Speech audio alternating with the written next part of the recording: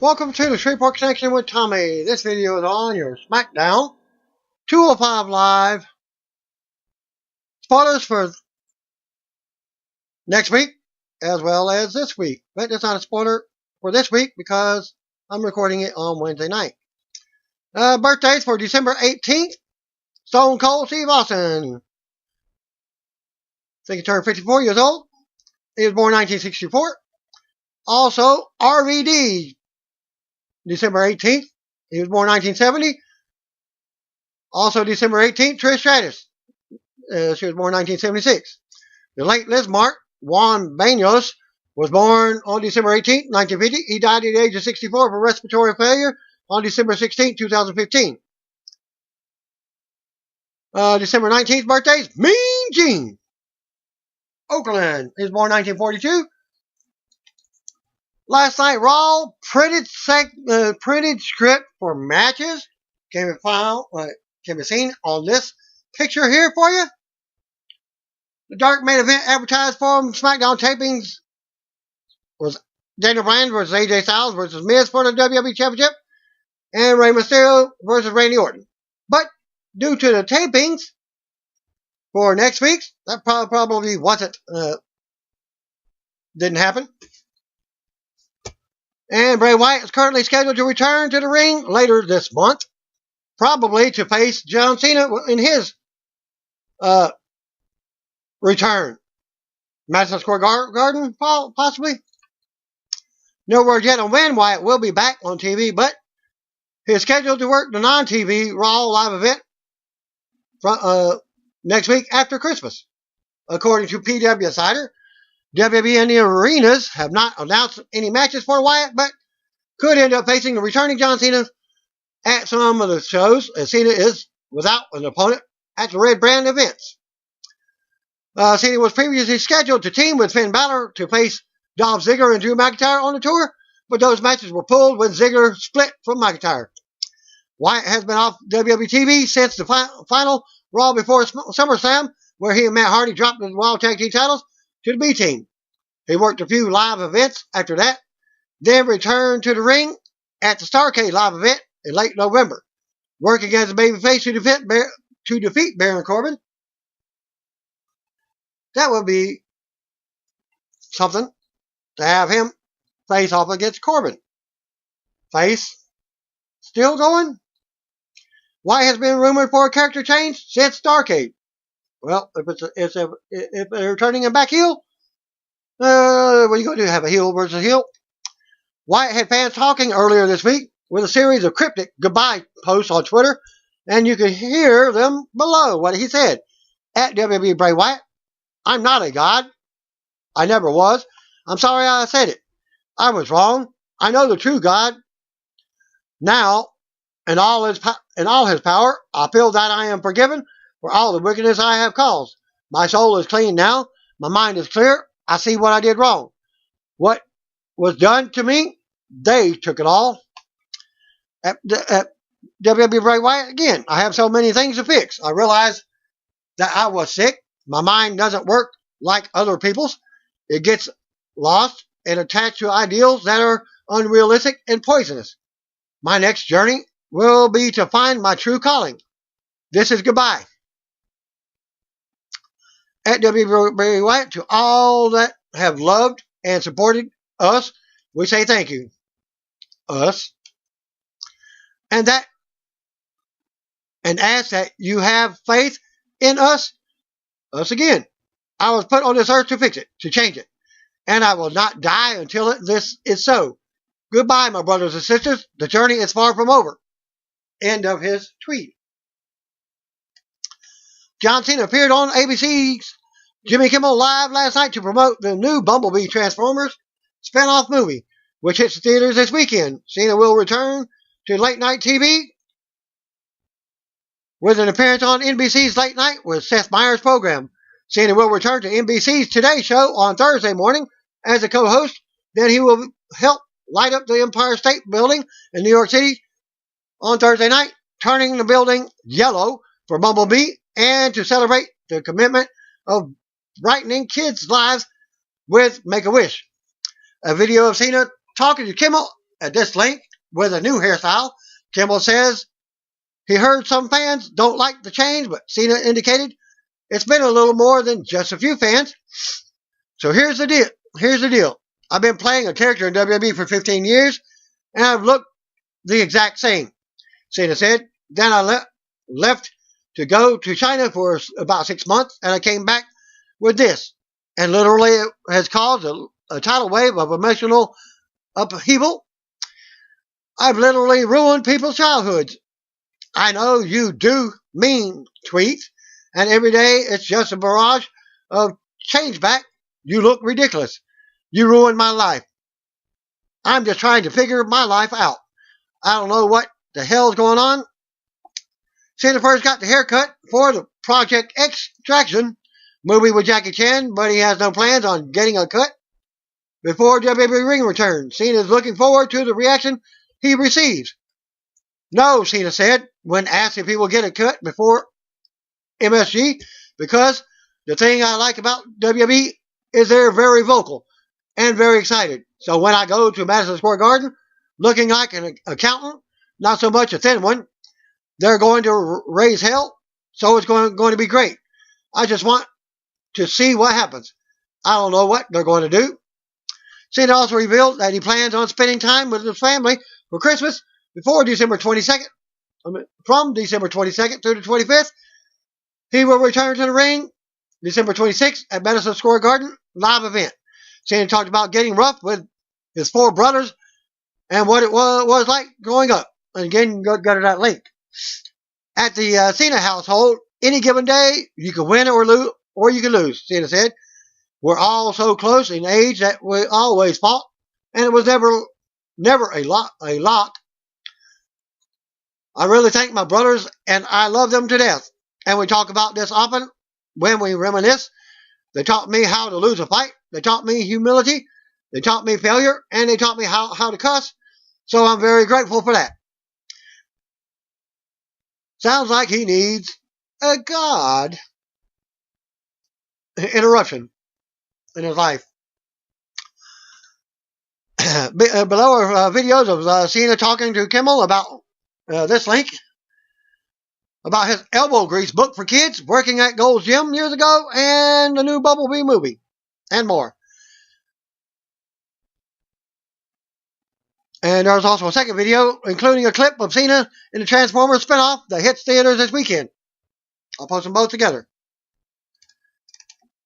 NWA has announced the following matches for January 5th pop-up event that will be held in Clarksville, Tennessee at the Wilma Rudolph Event Center.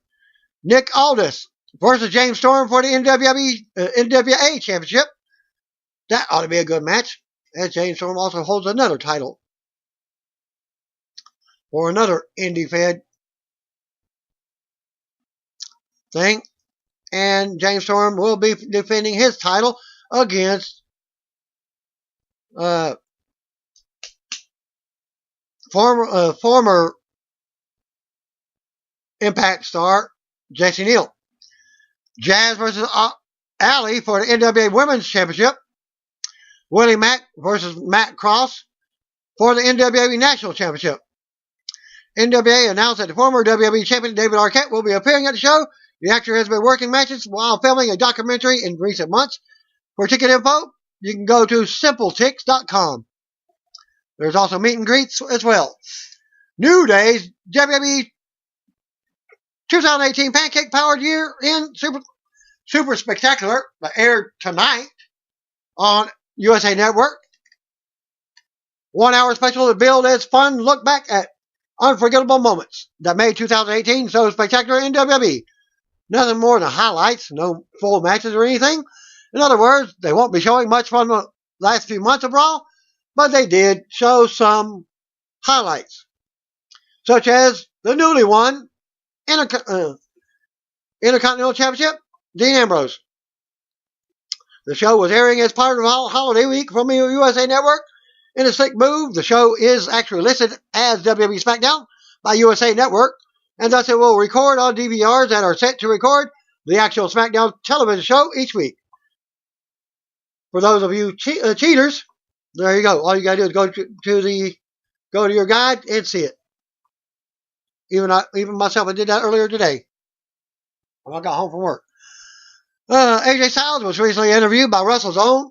During an interview, Styles was asked which NXT wrestlers he'd like to get in the ring with. While he mentioned there were many that he believes he could have a great match with, he specifically mentioned EC3 as a person of interest.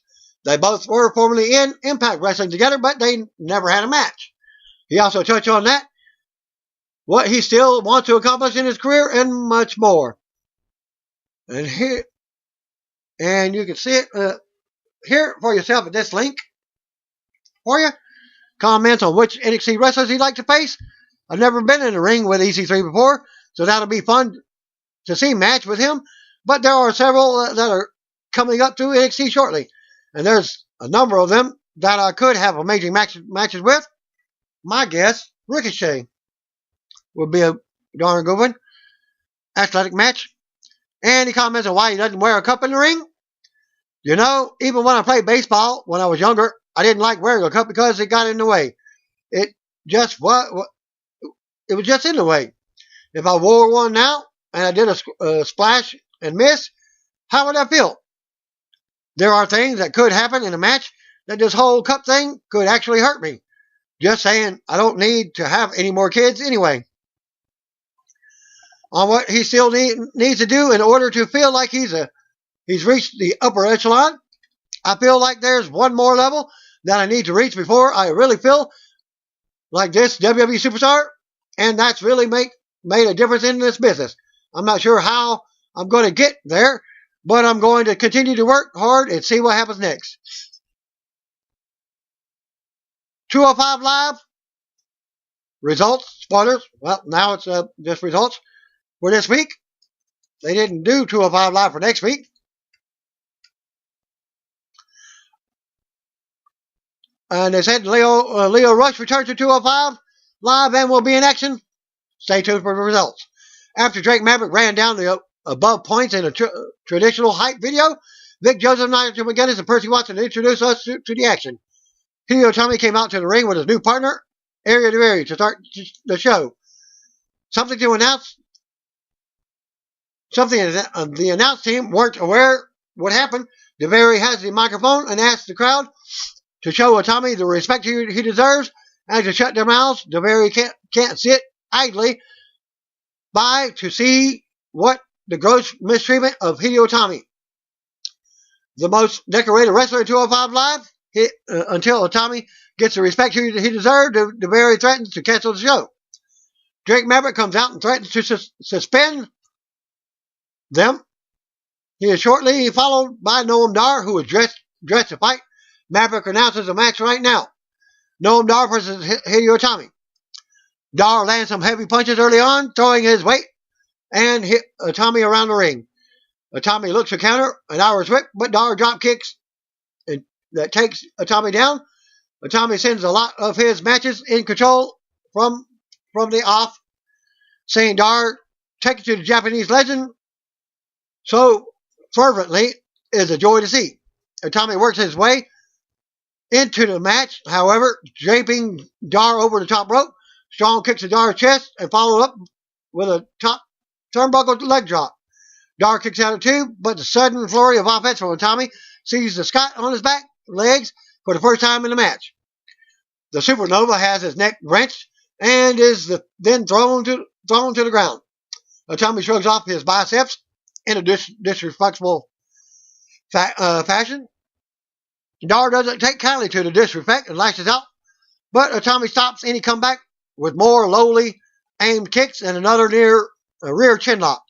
Dar turns things around by feigning an incoming crossbody. Itami landing badly on his rear. Dar then stops Itami from scaling the turnbuckle with a punt of Itami's leg. Dar's striking game is underrated for me. His forearm clubs to Itami's face, rocks his opponent. Dar goes for another sweeping kick, but Itami dodges. Dar avoids Itami's own violent kick and mounts to the top rope, and taking out the sitting duck Area to Area in the process. A back fist counter, a basement drop kick, unfortunately turns the momentum in Tommy's way. Dar puts up a valiant fight in this match, but Tommy's variant variant of the go to sleep is all she wrote in this match, as Tommy picks up the pinfall. The variant of Tommy stare down at their victim as the Tommy's music plays. Although not yet a fully fledged tag team, this duo could become a formidable force going forward if they ever get a tag team title go up. Next up, after a replay of the TLC pay-per-view's closing moments of the Cruiserweight Championship match, Buddy Murphy backstage with Jake Maverick. Murphy says Mustafa Ali and Cedric Alexander were his biggest two threats at 205 Live. Yet Murphy is still the champion after successful defenses against both men. Murphy wants his next title defense to be a challenge, ensuring nobody can deny he's the best Cruiserweight champion in WWE history. Maverick will announce the challenger on next week's 205 Live. Leo Rush versus the man with the red streak in his hair. Unknown name. Rush returns to 205 Live for the first time since his winning streak was stamped by Alexander. He faced an enhancement talent this week before the match. He takes the microphone saying he likes to get the crowd hyped up before the match. Tonight, though, he's a busy man. He clocks his opponent with a microphone before the bell rings. As it does, though, Rush receives some punches as punishment. Fear not, however, fellow Rush fans. Mere seconds and almost many rapid attack moves later, Rush has his opponent prone for the final hour frog splash. His nameless opponent is done for. Alexander with a selfie video next,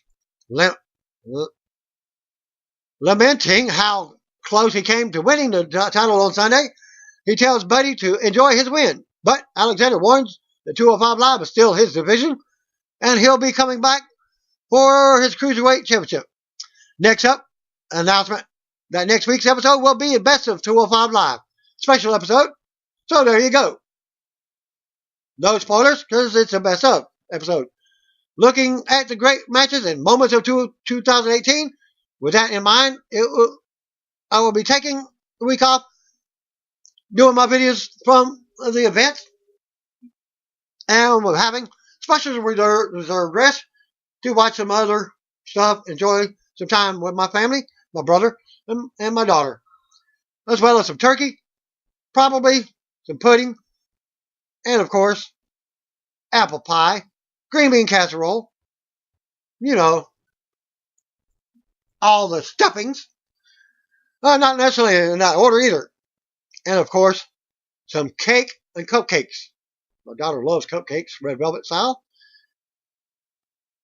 Akira Tozawa and Brian Kendrick versus Drew Gulak and Gentleman Jack Gallagher, who have a tag team name called the Submission Commission. So an unwritten rule of street fights in WWE is that wrestlers wear their street clothes. It just so happens that Gulak and Gallagher's street clothes are, well, their usual business clothes. Don't get me wrong, the sleeves are well and truly rolled up, but I wonder how comfortable they will be. In a more bizarre turn of events, Akira Tozawa is joined on the ramp by a 2002 version of Brian Kendrick, shorter hair, fresh-faced. Ladies and gentlemen, I think I've entered a time machine. The strange occurrences don't last long enough. Kendrick and Tozawa run the ramp and charge head on into the Submission Commission. They call themselves TSC. Copyright infringement, because that's what you're looking at the background, the Shreveport Connection. Bell rings and Tozawa and Kendrick are already standing tall. They take the allotted time to bring a table into the ring. Early in the match, as they attack their opponents, they aren't down with the carnage riddled match, however, and slide the table back under the ring. Unbeknownst to them, they turn the corner and come face first with the top roof of the commentary table. Kendrick and Tozawa on the same page. It's great to see, considering the past that they have had together. Tozawa and Kendrick deliver tandem offense to the joy of the crowd. They pause for applause, but the Submission Commission take advantage. They decide on They decide that weapons are fair game now, taking their enemies out with the trash cans. Hardcore match. Glock makes a call back to the no-holds-barred match between he and Tozawa, and he puts the trash cans on Tozawa's head. Gallagher stays with Tozawa as Glock goes back outside and lays waste to Kendrick with an apparent ease and, of course, no mercy. Only if there was a pay-per-view that could tie in with that tagline. No mercy. Glock brings more weapons to ringside. A mop and a bucket. What are they going to do? Clean the floor with them? Or brought into play? Separate parts being used to good effect by the TSC. Kendrick fights off Glock, but the Philadelphia stretcher wraps his wrist in elastic cords of some description, fish hooking Kendrick's mouth with the implement. Tozawa comes to his partner's aid with a fish hook of his own. But Gallagher levels the playing field. TSC are reforming and refocusing. Tozawa is dumped into the timekeeper's area, and Kendrick is preyed on by both men. These divide and conquer tactics are working well for TSC. Kendrick is fending off multiple attacks and pin attempts as Tozawa is nowhere to be seen. The mop bucket is planted upside down. Kendrick looks like he will be suplexed onto the base, but he reverses it into a match-saving double DDT. All four competitors are grounded in what has become a grueling encounter. Tozawa and Glock exchange hard fists, but Tozawa uses a live microphone to smash into Tozawa's head. Tozawa's adrenaline is running on full speed now. He fights off the attack and makes his way into the ring to effectively take care of Gallagher. He then throws a chair full force into Glock on the apron. This time he has to soak in the adulation of the crowd. The tables have turned in this match. Tozawa and Kendrick in control. Glock is tied around in the corner.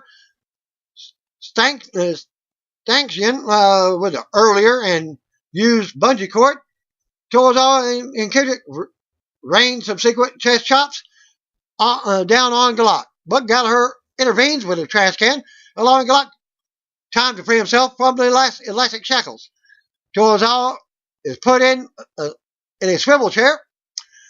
Glock starts pushing, and the forward-moving Tozawa eats a Gallagher dropkick. Fantastic use of the environment. Not the first time that the furniture has been used to great effect and aesthetics into a 5 Live. Hey, creative, for your video games, why not put one of those chairs in a match? Just my idea. Let me patent it first. The chair comes into use again as Kendrick reverses momentum with a scoop slam of Glock onto Gallagher, who arrogantly sprawled in the chair. Back in the ring, Tozawa tries to counter Gallagher's Indian deathlock of Kendrick with an octopus, but the former champion is pulled into Glock's Dragon Sleeper. The action is thick and fast in this match. So far, it's quickly becoming a classic for the show. Gallagher has Kendrick in another Indian deathlock near the turnbuckle. Tozawa is off screen, and we don't see his top rope senton onto Gallagher to the last minute. Glock breaks up the pin attempt. Tozawa is in control and looks to hit Glock outside with a suicide headbutt. But instead he goes full force into a preferred trash can. The force of the impact lays out Glock also. Back in the ring, Kendrick, who has soaked up untold amounts of abuse in this match, somehow reverses a Gallagher top rope back suplex attempt into a sliced bread number 2. Out of nowhere, Kendrick pins Gallagher for 1, 2, 3. Winners in the match, Akira Tozawa and Brian Kendrick. Well, the tone at the start of the match was odd, taking into account the odd choices of attire. However, the action became violent very quickly. A fantastic match for 205 Live to add to its back catalog. One I hope people will remember more for the action for that of a clean-shaven Brian Kendrick. SmackDown opened up with Shane McMahon leading a backstage meeting with the Blue Brand roster. Superstars boo when Shane mentions the McMahon family announcement from Raw from last night. Monday night, Shane says they ushered in a new era of change on Monday night. Shane says we will be seeing more new faces, new matches, and opportunities. Shane says they are truly listening. He says they owe it to the fans and they need to create the best possible product for the best fan base in the world. Shane says this all starts tonight. He needs the superstars to not just reach for the brass ring, but tear it down. Shane gets them all hyped up. He thanks the former general manager, Paige, and introduces her. Superstars clap for her. Shane thanks Paige on behalf of the crew, the roster, and the fans for her enormous contributions. Shane says Paige isn't going anywhere, but her role will change. And she's been stripped of the SmackDown manager role, job. And Shane raises her arm as a thank you page starts up from the crowd in the arena, as well as a chant starts from the superstars as well. We're live from the Save Mart Center from Fresno, California.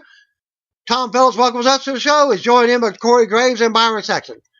We go to the ring. Out comes Becky Lynch to a pop. We see stills from her loss from the TLC Triple Threat main event on Sunday.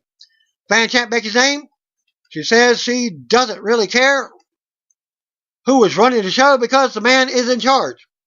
She says she doesn't do backstage meetings while the others are backstage listening to corporate talk. Becky says she's out here with the people because where the real business happens. Becky says all they can do for her is give her the Raw Women's Champion, Ronda Rousey. Becky goes on about Rousey and says she cost her the title at TLC and wouldn't even fight her.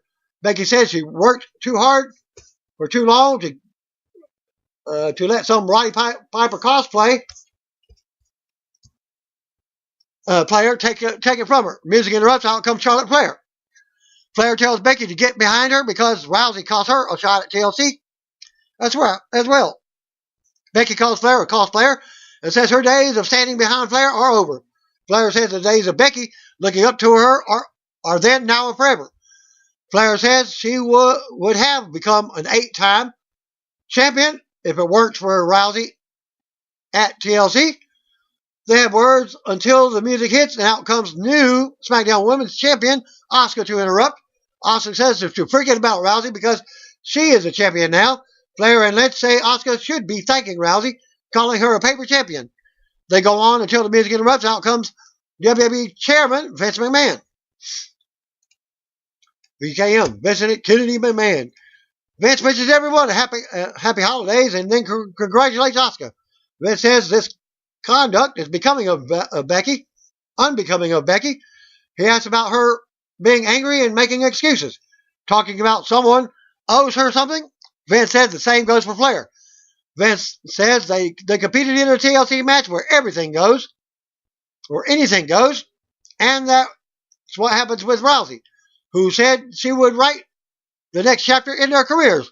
Vince tells them to get over it, and if they have a problem, take it up with Rousey. Vince asks Asuka if she would like to defend her title tonight. Fans chant or popping for Asuka. Vince asks if anyone is ready for Asuka. Fans pop again. Vince says, let's find out who will take on Asuka tonight. Music hits. Out comes Naomi. She comes sliding in past Vince, and he gives her a nod. Naomi says Flair has had her opportunities, and Becky was the man, but she no longer has a title. Naomi says she wants a title. Naomi nods at Vince and asks her to show him that look again. The match is on. Naomi's music hits as Asuka, Flair, and Lynch look on from the ring as they go to the announcer's table. Naomi enters the ring and runs around as we go to commercial. SmackDown Women's Title match. Back from the break, the match is underway. Becky and Charlotte look on from ringside. Tom reveals that David Otunga is filling in for Byron Saxton tonight. Back and forth between the two for several minutes. They both go on. They go for a drop kick and have a stalemate. They go at it. Naomi drops Asuka with a big kick.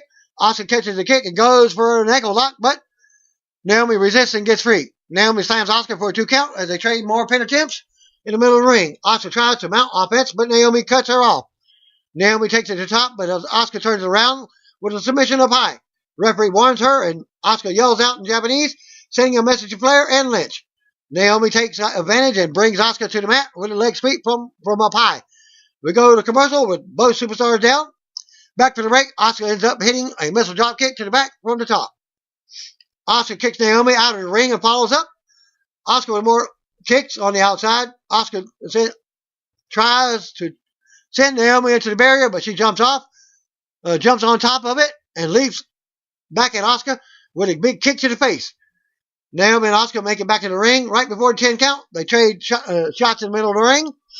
Naomi unloads with strikes, but Asuka rocks her back. Asuka charges in the corner and blocks the boots, but Naomi comes right back and kicks her back to the mat.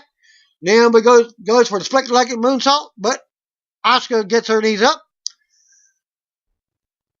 Asuka with a Asuka lock attempt now, but Naomi fights out of it.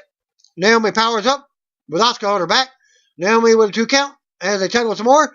Asuka turns that into Asuka lock in the middle of the ring. Naomi fights out again. More back and forth on the mat. Naomi blocks the German suplex and rolls Asuka up for a 2 count. Asuka charges, but Naomi drops her with a rear view for another close pin attempt as Flair and Lynch look on from their chairs at ringside. Naomi springboards in from the apron, but Asuka catches her in midair and drops her into knees. Asuka with a 2 count. Asuka turns that into the Asuka lock, and Naomi immediately taps out.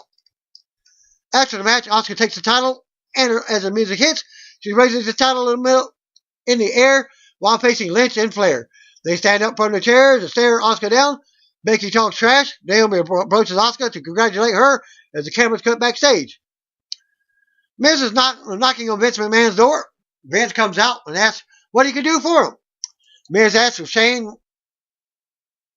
McMahon is around. Of course he is. He opened the show.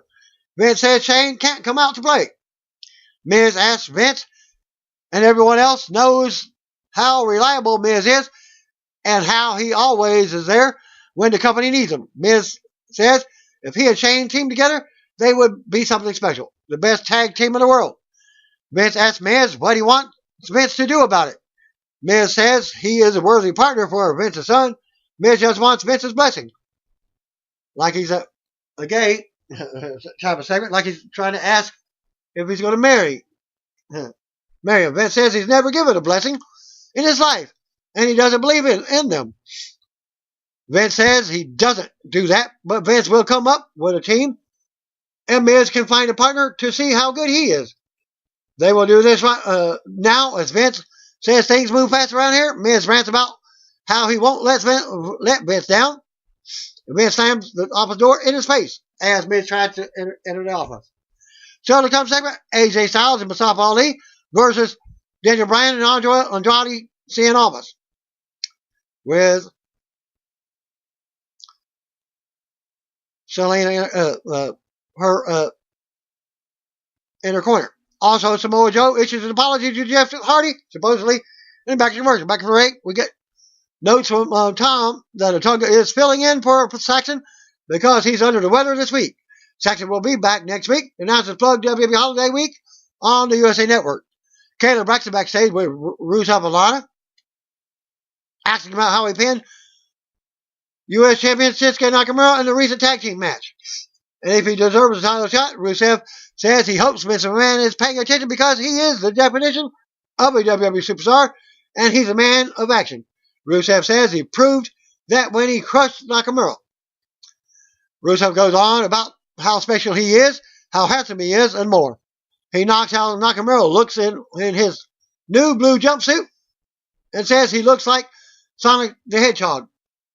Rusev says when he gets his hands on Nakamura, and he will take back his title on the greatest day of them all, Rusev Day. Rusev and Lana walk off, Daniel in the segment smiling. We got a ring, out comes Jeff Hardy. Hardy takes the mic, and some fans chant his name. Hardy says he heard Samoa Joe wants to apologize to him. Some fans boo Joe's name. Jeff says Joe has been trying to get under his skin as of late. Jeff says some of the things Joe said about his demons are true. Jeff says he has been weak but that was then.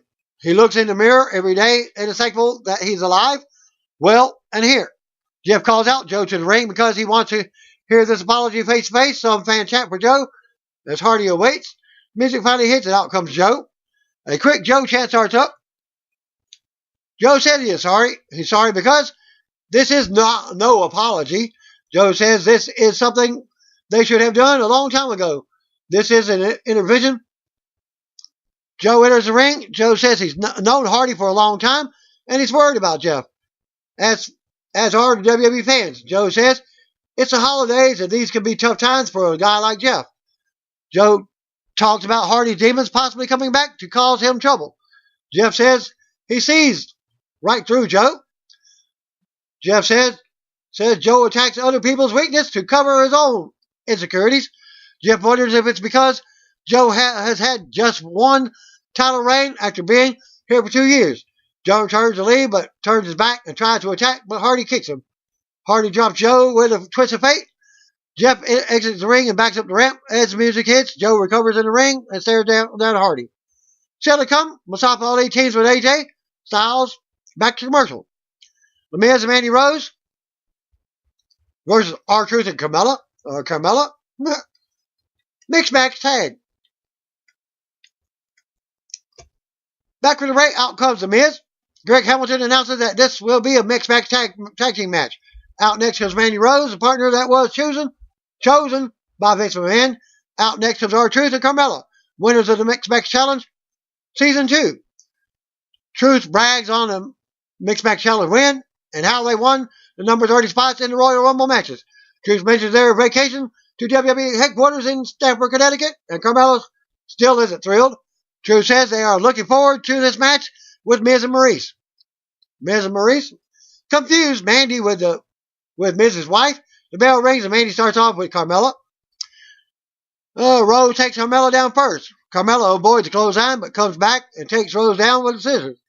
Miz and Truth end up tagging in next. Truth rolls Miz up for a 2 count. Truth clotheslines Miz over the top rope to the floor. Carmella comes right back into the ring for a dance break.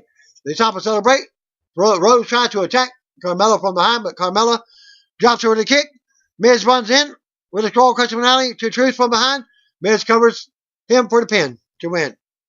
Winners of the match, Miz and Mandy Rose. After the match, Miz celebrates as the music hits. He goes to the floor to join Rose. We get a look back at last week's match between Mustafa Ali and WWE Champion Daniel Bryan. Still to come, Bryan and Andrade Cien Almas versus Ali and AJ Styles. We go back to commercial. Back for the break, we get the coming soon vignette for NXT superstars Lars Sullivan, Lacey Evans, EC3, Nikki Cross, and Heavy Machinery Tucker Knight and Otis Dudgevic, who was also advertised for Raw. So, wonder who gets to be on which show.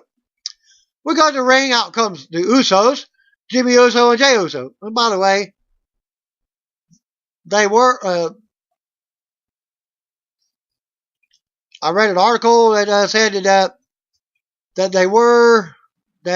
Carmella and R-Truth were sent to the headquarters and were doing some taping for their vacation. What have you? Okay, we go to the ring. Out comes the Usos next with Jimmy and Jay. Usos say, despite changes around here, one thing remains the same. The Usos run the show. They talk about not getting pinned at WWE TLC in the Triple Threat. They call out SmackDown Tag Team Champions bar, but the music interrupts. Out comes Luke Gallows and Carl Anderson instead. Gallows and Anderson speak for the stage. Anderson talks about how it's been nothing but the Usos, the New Day, and a bar every week. He gives them some props for having good matches, but says that they had a freaking rap battle last week. He says the Good Brothers haven't been on SmackDown since August. Gallows says that's 4 months since one of the best tag teams of the past decade has been on the sidelines, but no more. It's time they clean house. Gallows says it's time to get paid, and they head to the ring, but stop as Uso takes the mic and says they're not. They're not. Why Gallows and Anderson have fallen through the cracks. Uso say you get stepped on if you don't step up. If you don't step up around here. Usos go on as Gallows and Anderson continue walking to the ring. Usos welcome them to the Uso Penitentiary. The two teams face off in the middle of the ring. As Hamilton announces the McMahon family has confirmed this match, the referee gets ready to go as we return to commercial. Usos versus Luke Gallows and Carl Anderson. Back to the break. Carl Anderson had Jimmy Uso grounded.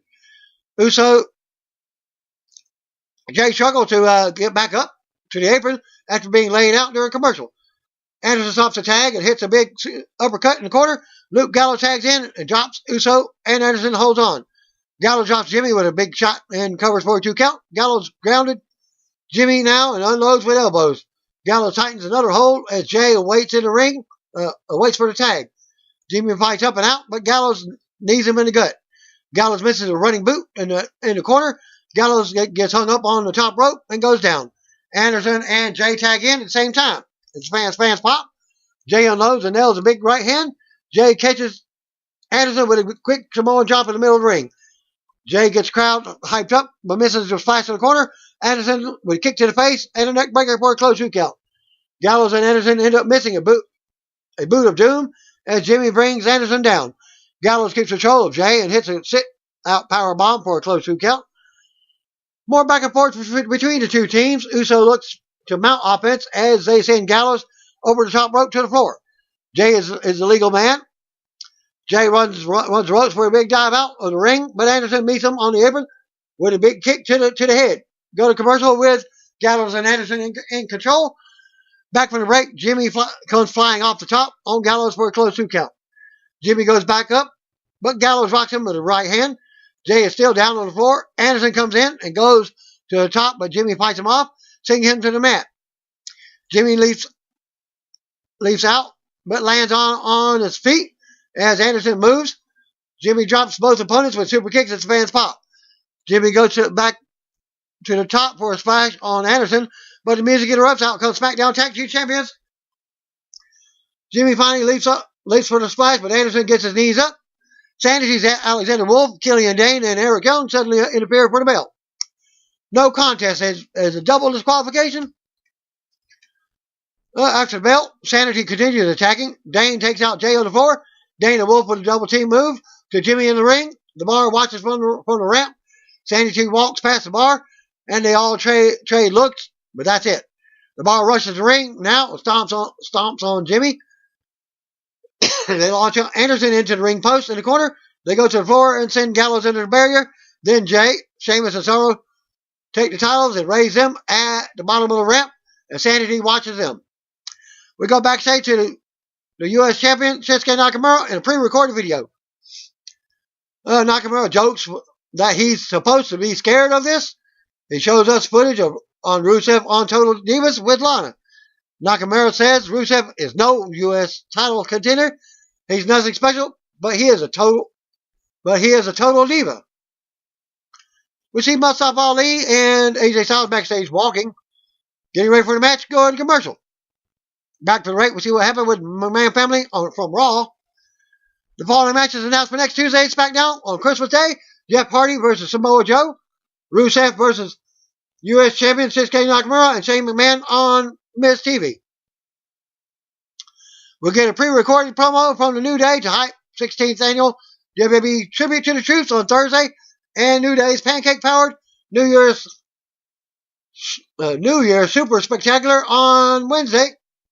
New Year, when it's still 2018. Yeah. Both are part of WWE Holiday Week on the USA Network. We got the ring. Out comes WWE Champion Daniel Bryan. Bryan says he's killed the Yes Movement, and then on Sunday at TLC, he destroyed the house that AJ Styles built. Bryan says, unlike the people, he's not about destruction, and he's about creation. Bryan says he's creating something better, a whole new world here on SmackDown. Bryan says he knows the people won't like it because they fear change. Bryan goes on ripping the fans for their consumption and how they're killing the planet. Bryan says the people of Fresno are the worst. He says the city of Fresno ranks #1 in pollution for the state of California. Fans boo some more, and Bryan chants shame at them. Brian goes on running the fans down, and they have already failed, but lucky for them, they have someone to show them the way. That is Brian, the WWE Champion. He raises the WWE title. As the boost continues, the music interrupts. Out comes Andre Cien Almas with Zelina Vega for your main event. Daniel Bryan and Andrade Cien Almas versus Mustafa Ali and AJ Styles. Andrade joins Daniel Bryan in the ring. Out first comes AJ Styles for his team. Mustafa Ali is out next. Ali joins Styles on the ramp, and they head to the ring together as we go back to commercial. Back from the break, Almas goes at it with AJ. Almas with the offense in the corner. AJ catches the kick. They trade counters, but Almas levels AJ with a huge elbow. Almas with a pin attempt. Almas with a knee in the gut and right hand drop AJ. AJ turns out around long enough to get the tag to Ali. Ali comes in and takes control of Almas. Brian comes in and keeps Ali grounded. Brian works on the arm and takes Almas back in. Tags Almas back in. Almas drops Ali with a big chop to the chest and tags Brian back in. Brian whips Ali into the corner, but Ali kicks him in the head. Ali catches Brian with a face buster. Brian rolls to the floor for a breather. Ali charges to fly out, but Almas and Vegas block him by posing on the apron. Ali kicks Almas to the floor. Ali runs and leaps out, taking Brian and Almas down on the outside as Vegas screams. Ali returns to the ring to stand tall with AJ as we go back to commercial. Back for the break. Almas remains in control of Ali. Almas comes off the top for a close 2 count as Vega cheers him on. Almas continues to focus on Ali's leg. Almas drops Ali again for another close pin attempt. Brian comes in and kicks Ali around while talking some trash. Ali avoids a shot and starts to fight back. Brian comes right back and levels him. Brian with a surfboard submission in the middle of the ring now. Brian turns that into a dragon sleeper, but Ali makes it to the bottom rope to break the hold. Ali looks to keep the offense going as Almas comes back in, but Almas drops him face first from up high. Almas with another nonchalant cover as AJ looks on. Ali looks him out offense again, but Almas nails a big clothesline. Ali finally drops Almas with knees and gets an opening. AJ and Brian tag in at the same time as fans pop. Ali unloads on Brian. More back and forth action. AJ catches Brian with a neck breaker for a 2 count. AJ gets into the apron. Springboards in, but Brian moves. AJ goes on and rolls Brian into the calf crusher. Brian looks to turn it around, but AJ tightens the hold and readjusts. Almost runs in and breaks the calf crusher by beating on AJ. Almost goes for the hammerlock DDT on AJ, but AJ jumps him over the top rope to the floor. Ali runs and jumps off the steel ring steps, but slips like a botch, still managing to take Almas down on the floor. Brian charges AJ in the ring, but lands hard as AJ sidesteps. Brian avoids a Styles clash. Brian would kick to drop AJ again. Brian runs into a kick in the corner. AJ hits a moonsault into a reverse DDT. Ali tags in and manages to hit a DDT on Brian. Ali goes up top, but Almas runs up from behind. Ali kicks Almas to the mat. Styles springboards in and hits a phenomenal forearm on Almas to take him out. Ali leaps from the rope, from the top, and hits a 450 on Brian for the pin to win. After the match, Ali celebrates with Brian. As Ali's music hits, we go to replays. SmackDown goes off the air with Styles and Ali celebrating as the losers recovered on the floor. Well, apparently, the finish of the match, when he did the 450, his knee struck Brian's head. Might have a concussion injury.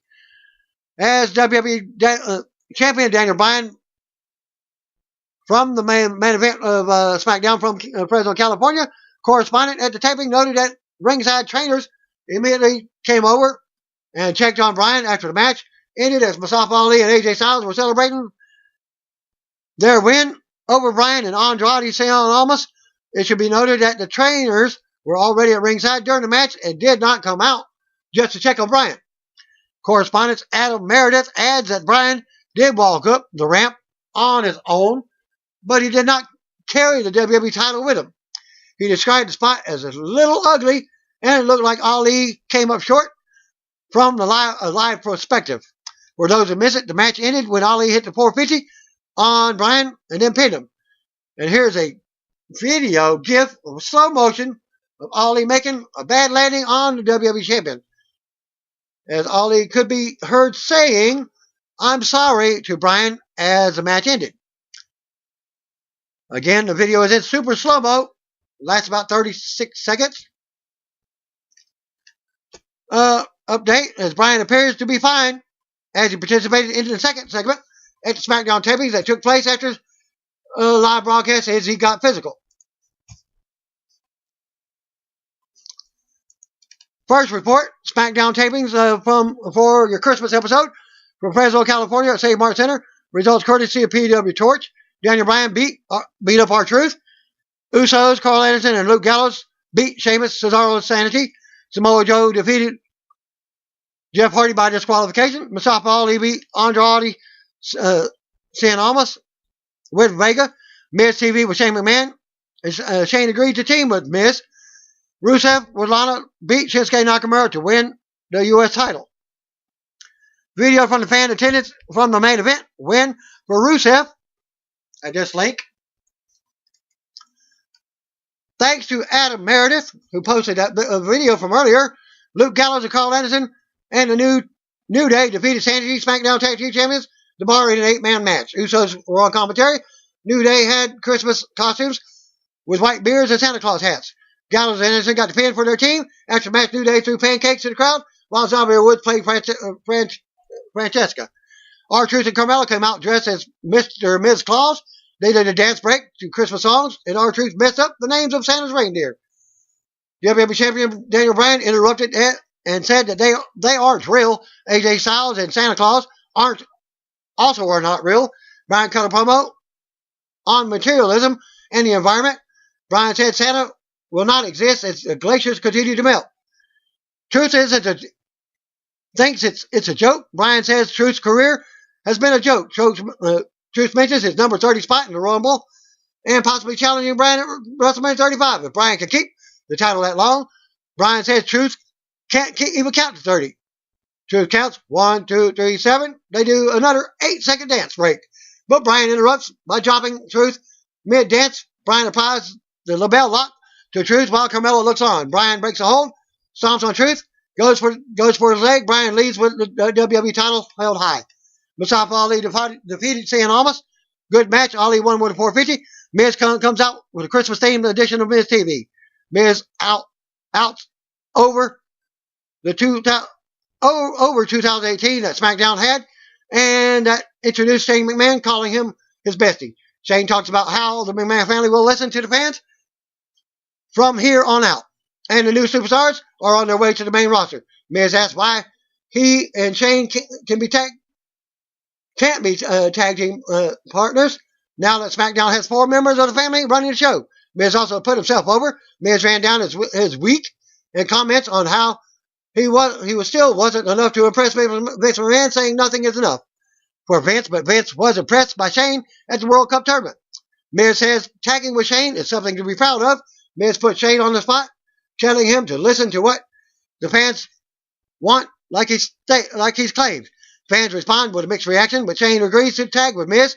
They stand together and raise the World Cup trophy together. Miz leads a yes orgasm chant to end the segment, then shook his hands and played to the crowd off camera. Jeff Hardy defeated Samoa Joe by countout. Different from the other report, Hardy came out wearing Christmas face paint. This was fairly a quick back-and-forth match with no one taking the lead for too long until Hardy rallied the crowd. Joe almost took his head off with a clothesline before going to work on him in the corner. More back and forth. Crowd rallied for the Hardy again after Joe kept him with a double stretch. Jeff came back and hit some of his signature moves, then led a delete chant. Joe avoided a whispering wind and rolled to the floor. Hardy jumped from the apron and kicked Joe on the floor, beating him up for the countout. After the match, Jeff took Joe to the announce table and prepared for a twist of fate. Joe got free and dropped Hardy into the coquina clutch. Officials pulled them apart, but Hardy went down. Joe looked to attack Hardy some more, but the officials backed him off. Joe smirked as he left and went to the back. Rusev defeated Shinsuke Nakamura to become your new United States champion. As the match started off fast and sees Nakamura get offense on the outside. Rusev with massive suplexes win. They come back in the ring, lots of back and forth action mid-match. They also go back to the floor. Nakamura puts on a clinic until Rusev catches him with a series of clotheslines. They fight back out, and Nakamura hits a diving knee from the apron. Nakamura misses Kinshasa, eats a super kick. Rusev can't get the accolade in, but Nakamura puts him in a triangle choke. Rusev turns that into a power bomb. They trade pin attempts, roll-ups, more counters. They trade Kinshasa and super kick attempts. Nakamura can't knock Rusev down, and Rusev responds with a big clothesline. Rusev stomps on Nakamura and super kicks him when he gets back up. Then Rusev then recovers for the pin and the title. Lana comes in to celebrate after the match, and that was the end of the show. It seems short. No AJ Styles, Rey Mysterio, Randy Orton, among others. And that concludes my results for SmackDown for next week and this week's episode. Thanks again. Peace out. See you all of you. If you don't know, just call me, brothers and sisters. Well, it's the big show. And some more impersonations that I used to do. Brother. Of course. Ooh, yeah. And that's all I can think of for right now. If you're not down with it, I got 2 words for you. Suck it.